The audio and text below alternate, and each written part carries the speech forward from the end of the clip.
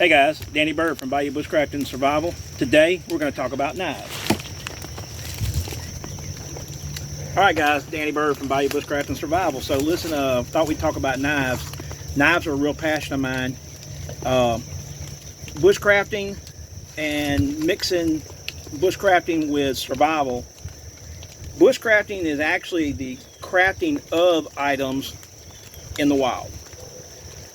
That's usually certain specific types of knives to do those chores. You can do some of those chores with lots of knives that will cross the bridge into survival. Now, why are we saying survival being different than bushcraft? Because survival situations don't generally incorporate bushcrafting. They incorporate trying to get by for the 72-hour period or however long you're going to be in that survival scenario, whatever that may be.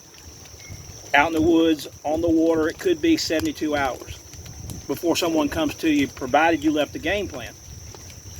So what kind of knives can we carry that can help us out in, say, a survival scenario where it could be a defensive situation, or it could be a situation where you need to make a quick shelter?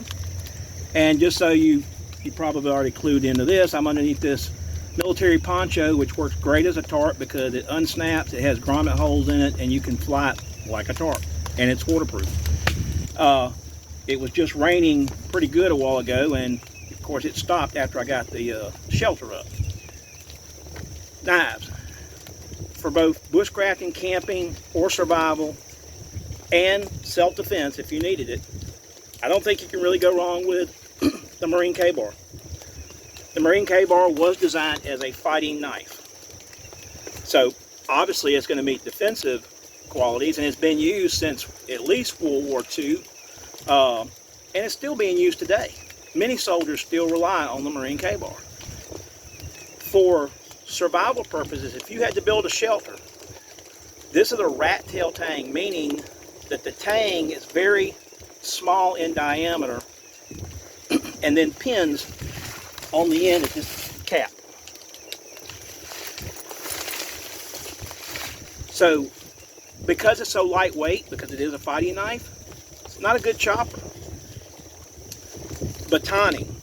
If you had to baton with it, it needs to be small diameter logs or sticks, whatever the case may be. I wouldn't go heavy on them, especially a hardwood, because you run the risk of breaking that tang. The Ka-Bar does a lot of the bushcrafting chores quite well, considering it's not designed for bushcrafting. The main thing that most bushcrafters talk about the Ka-Bar being not as effective or not as comfortable is because of the double guard. That guard kind of gets in the way when you're trying to do fine chores. Now, you can still use this to cut down saplings and things like that to make a shelter. You just have to beaver chew around it. And what that means is you're going to take, drop this sheet for just a second. You're going to take, say you were going to cut around something like this tree right next to me. It's a little bit big, maybe something this size back here. But you could, if you've got a stick that's hard enough, by placing it on the tree, like so, you can go all the way around that by striking the back of the spine with that hardwood stick. And you're beaver chewing, you're going around the tree. Once you've done that in angles, you push the tree over, it'll snap right into. So that kind of goes to that thing about think smart, work smart, not work hard. They come with a great leather sheath. You can't beat these. They're just great. They're great quality. I took a little small leather pouch, attached it to it. I've got fire making material in here, lighter, ferro rods, etc. Surefire. This is a good size knife, and it does not weigh anything. It's very lightweight because, like I said before, it was designed as a fighting knife. I do have quite a bit of extensive experience in edge weapons tactics. I was a certified edge weapons instructor. I trained a SWAT team and some other special operations units within the law enforcement community. So I do have a lot of knowledge, approximately 20 years plus at least in Edge Weapons Tactics. And you just can't beat these. May not be the best bushcrafting tool, but as a survival knife, be it for defensive purposes or for back here in the woods you get lost, you can't beat it. It's very lightweight. Now, what can I use that would be good for bushcrafting, carving, making traps and triggers and stuff like that? Also could double as a defensive knife, especially if I want something smaller. Well, you really can't go wrong with something like this. This is a copy of the Schrade and Case knives of the same design, and the marbles. Very ergonomic. It does not have a double guard as the K-bar did, so you can place that thumb right up here on the back of the blade for doing those intricate carvings. So something like this would be a great companion to the K-bar.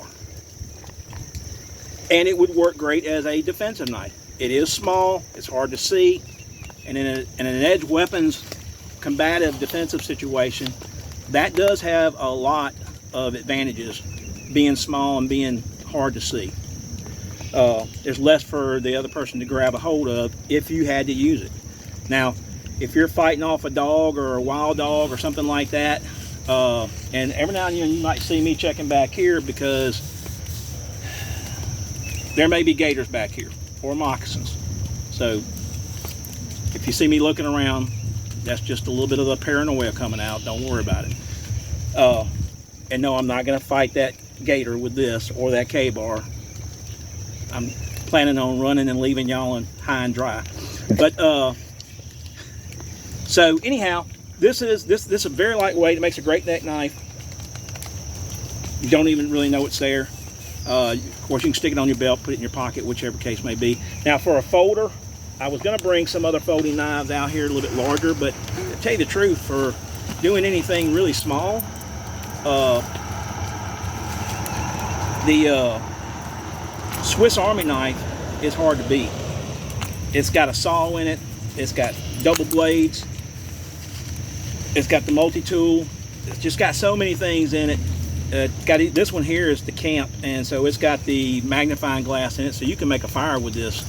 Plus, I've got ferro rod attached to it to help me get a fire.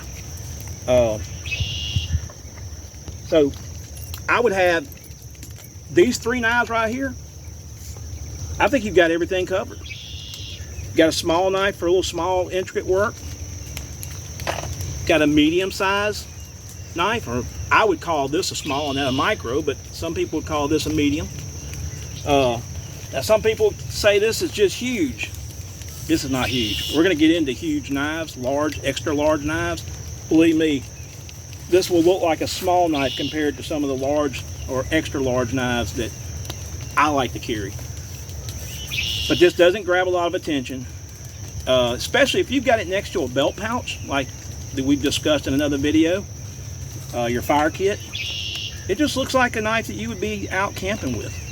So it doesn't necessarily scream to civilians, hey, he's got this big knife on him and why is he carrying that?